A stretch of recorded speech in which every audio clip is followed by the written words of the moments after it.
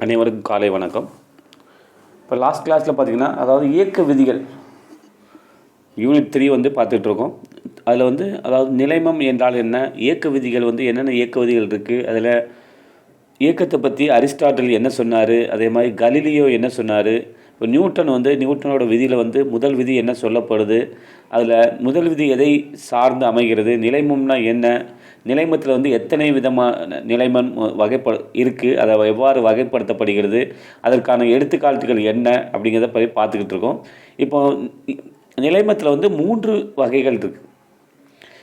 ஓய்வில் நிலைமம், அடுத்து பார்த்திங்கன்னா இயக்கத்தில் நிலைமம், அடுத்து பார்த்திங்கன்னா இயக்க திசையில் நிலைமம். ஓய்வு நிலைமம், இயக்கத்தில் நிலைமம், திசையில் நிலைமம். அப்போது நம்ம ஆல்ரெடி 2 நிலைமத்தை பற்றி நம்ம படிச்சிட்டோம். இன்றைக்கி பார்க்கக்கூடிய பார்த்திங்கன்னா இயக்க திசையில் நிலைமம், அதாவது திசையில் நிலைமம், ஓய்வு நிலைமம், இயக்கத்தில் நிலைமம், இயக்க திசையில் நிலைமம், அதுதான் இன்றைக்கி பார்க்க போகிறோம். ஓகே, ஒரு பொருள் ஒன்று இயங்கி கொண்டிருக்கும் போது அதோட இயக்க திசையை சார்ந்து நிலைமம் எவ்வாறு செயல்படுகிறது அதை பற்றி தான் நம்ம இன்றைக்கி பார்க்க போகிறோம். ஒரு கயிற்றில் ஒரு முனையில் கட்டப்பட்ட சுழற்சி இயக்கத்தில் உள்ள கல்லானது கயிறு திடீரென்று அறுபட்டால் தொடர்ந்து வட்டப்பாதையில் சுற்ற முடியாது. வட்டத்தின் தொடுகோட்டு பாதையில் செல்லும், ஏனெனில் வெளிப்புற விசை செயல்படாத வரை பொருளினால் தானே தன்னுடைய இயக்க திசையினை மாற்றிக்கொள்ள இயலாது. இப்போ வந்து ஒரு கல் எடுத்துக்கிட்டோம், நூலில் கட்டி சுற்றிக்கிட்டு இருக்கோம். இப்போ சுற்றும்போது திடீர்னு கயிறு அறுந்துட்டு அப்போ என்ன நடக்குன்னா, தொடர்ந்து வட்டப்பாதையில் சுற்றாது. என்ன செய்யாது? தொடர்ந்து வட்டப்பாதையில் சுற்றாது. அப்போ என்ன நடக்கும்? ஒரு கல்லில் வந்து கயிறு கட்டி சுற்றிட்டு இருக்கோம் வேகமாக. நம்ம எல்லோரும் செய்யக்கூடியதான். ஒரு சில நேரம் நம்ம சின்ன பிள்ளையாக இருக்கும்போது செஞ்சுருக்கலாம், இல்லை இப்போ கூட ஏதாவது ஒரு நேரங்களில் நம்ம அந்த மாதிரி விளையாடி இருக்கலாம்.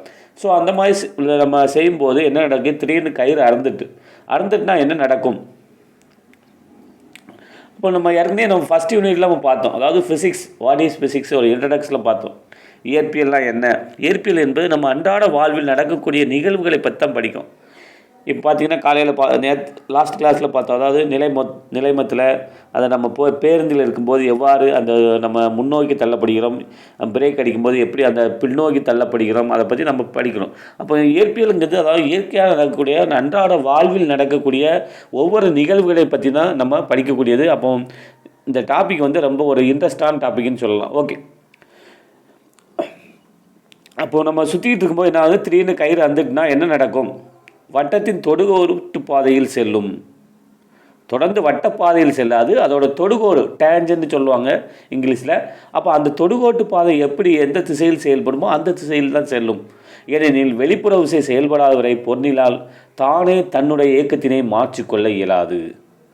அப்போ நியூட்டனோட கான்செப்ட் படினா, அப்போ புறவிசை ஒன்று செயல்படாத வரை ஒரு பொருளால் என்ன செய்ய முடியாது? அதோட இயக்கத்தின் திசையை என்ன செய்ய முடியாது?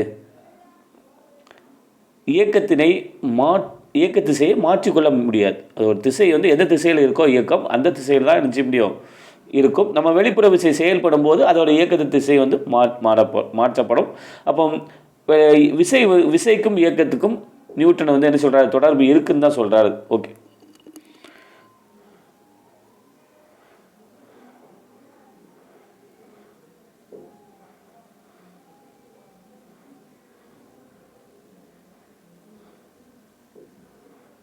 அடுத்து பார்த்தீங்கன்னா, தனது இயக்க திசையினை தானே மாற்றிக்கொள்ள இயலாத பொருளின் தன்மை இயக்க திசையில் நிலைமம்.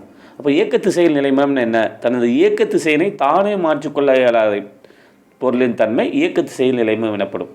ஓகே, பொருளின் ஓய்வு நிலை அல்லது மாறா திசைவேகத்தில் உள்ள இயக்க நிலையை குறிப்பாயம் இன்றி கூறினால், குறிப்பாயத்தை பற்றி நம்ம படித்தோம். குறிப்பாயம் இன்றி கூறினால் அது பொருள் அற்றதாகிவிடும். எனவே இயற்பியலில் அனைத்து இயக்கங்களும் குறிப்பாயத்தை பொறுத்தே வரையறுக்க வேண்டும். இப்போ குறிப்பாயம்னா என்ன? ஆல்ரெடி நம்ம லாஸ்ட் கிளாஸ், அதாவது செகண்ட் யூனிட் படிக்கும்போது படித்தோம். அப்போ நம்ம ஒரு பொருளோட இயக்கத்தை வந்து குறிப்பாயத்தை வைத்து தான் நம்ம சொல்ல முடியும். இப்போ குறிப்பாயம், இப்போ நம்ம ரோட்டில் வந்து பஸ் போயிட்டுருக்கு. அப்போ ரோடு என்பது அதாவது ஓய்வு நிலையில் ஓய்வு நிலையில் இருக்குது. அப்போ பஸ் வந்து அப்போ ரோட்டை பொறுத்து, சாலையை பொறுத்து நமக்கு வந்து பொருளானது இயக்கத்தில் இருக்குது. இப்போ ரெண்டுமே, இப்போ 2 பஸ் ஓடிக்கிட்டு ஒரே விலாசத்தில் ஒரே திசைவேகத்தில் சென்று ஓடி இருக்குது. அப்போ நமக்கு ஒரு பஸ்ஸுலேருந்து ஒரு பேருந்திலிருந்து மற்றொரு பேருந்தை உற்று நோக்கும்போது நமக்கு எப்படி தெரியும்? ரெண்டும் ஒரே திசைவேகத்தில் செல்லும்போது நமக்கு 2 பேருந்துகளும் ஓய்வு நிலையில் இருப்பதாக நமக்கு தெரியும். ஸோ இதுதான் குறிப்பாயம்னு சொல்கிறோம். அப்போ ஒன்றை சார்ந்து, அப்போ பொருளோட இயக்கம் என்பது குறிப்பாயத்தை ஒன்றை சார்ந்து தான் மற்றொரு இயக்கத்தை வந்து, இப்போ ஒருத்தர் வந்து வேகமாக ஓடுறான், ஒருத்தர் வந்து ஸ்லோவாக ஓடுறான். எப்படி சொல்கிறோம் நம்ம? ஒரு 50 அதாவது 20 km/h அந்த மணிக்கு வந்து ஒரு 20 கிலோமீட்டர் வேகத்தில் ஒருத்தர் ஓடுறான், ஒருத்தர் வந்து மணிக்கு 10 கிலோமீட்டர் வேகத்தில் ஓடுதான். இப்போ யார் வேகமாக ஓடுறான்னு நம்ம சொல்கிறோம். அதாவது கம்பேரிசன் தான். அதே மாதிரி குறிப்பாயம் என்பது ஒன்றை குறிப்பாக நம்ம இருக்கக்கூடிய அந்த இடத்தை சார்ந்து தான் நம்ம குறிப்பாயம் வந்து கருதுதோம். அப்போ குறிப்பாயம் என்பது, இப்போ ஒரு பஸ் வந்து சாலையில் சென்று கொண்டிருக்கும்போது சாலையை வந்து குறிப்பாயமாக கருதுகிறோம். இப்போ சாலை அந்த குறிப்பாயமானது நமக்கு ஓய்வு நிலையில் இருக்குது. ஸோ அப்போ ஓய்வு நிலையை பொறுத்து அந்த பேருந்து இயங்கும் பொழுது பேருந்து வந்து இயக்கத்தில் இருக்கதா நம்ம கருதுகிறோம். 2 பொருளுமே நமக்கு இயக்கத்தில் இருக்கும்போது என்ன ஆகும்னா, நமக்கு 2 பஸ் ஏற்கனவே சொன்ன மாதிரி 2 பேருந்து இயக்கத்தில் இருக்கும்போது நமக்கு ஒரு பேருந்துலேருந்து இன்னொரு பேருந்தை உற்று நோக்கும்போது நமக்கு 2 பேருந்துகளுமே ஓய்வு நிலை இருப்பதாக தெரியும். ஒரே திசைவேகத்தில் செல்லும்போது தான் இப்படி தெரியும். ஓகே, நிலைமை குறிப்பாயம் என்று ஒரு சிறப்பு குறிப்பாயத்துக்கு மட்டுமே நியூட்டனின் முதல் விதியை பயன்படுத்த முடியும். அப்போ குறிப்பாயத்தில் வந்து நிலைமை குறிப்பாயம் ஓய்வு நிலையில் உள்ள ஒரு குறிப்பாயத்துக்கு மட்டுமே நியூட்டனின் முதல் விதியை வந்து நம்ம பயன்படுத்த முடியும். உண்மையின் நியூட்டனின் முதல் விதி நிலைமை குறிப்பாயத்தை தான் வரையறுக்கிறது. ஓகே, அடுத்து நிலைமை குறிப்பாயங்கள், இனர்ஷியல் ஃப்ரேம்னு சொல்லுவாங்க.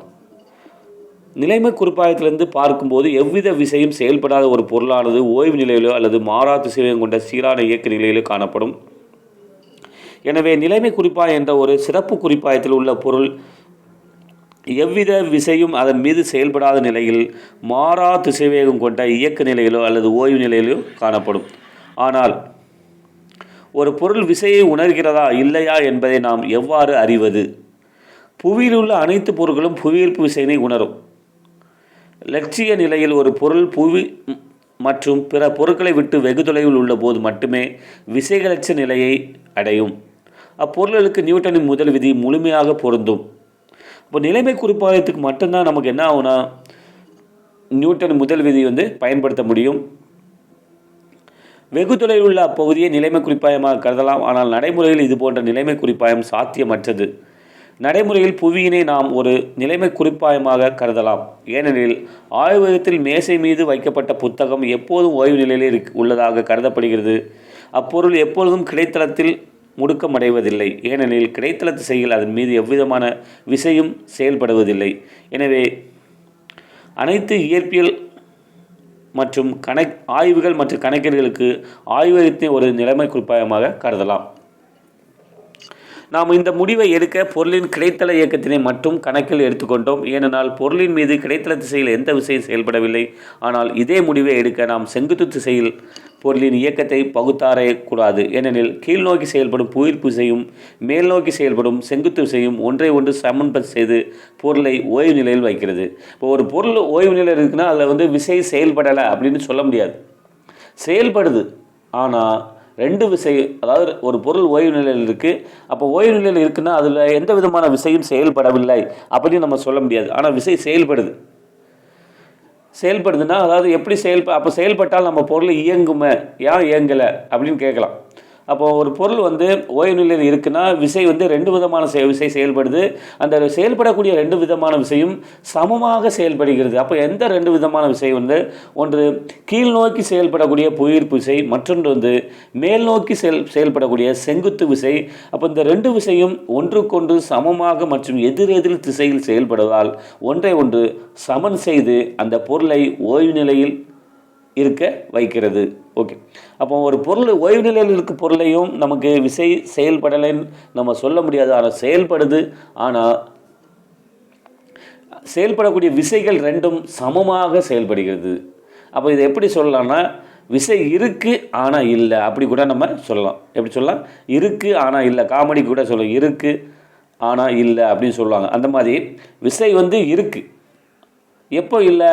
அதாவது தொகுபயன் விசை இல்லை.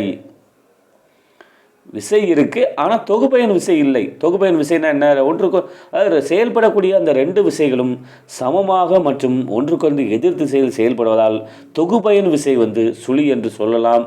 ஆகையால் பொருளானது ஓய்வு நிலையில் இருக்கிறது. ஓகே, எனவே நியூட்டனின் முதல் விதி விசைகளற்ற பொருளின் இயக்கத்தை ஆராய்கிறதை தவிர செயல்படும் விசைகளின் தொகுபயன் மதிப்பு சுழியாக உள்ள பொருள்களின் இயக்கத்தை ஆராய்வதில்லை.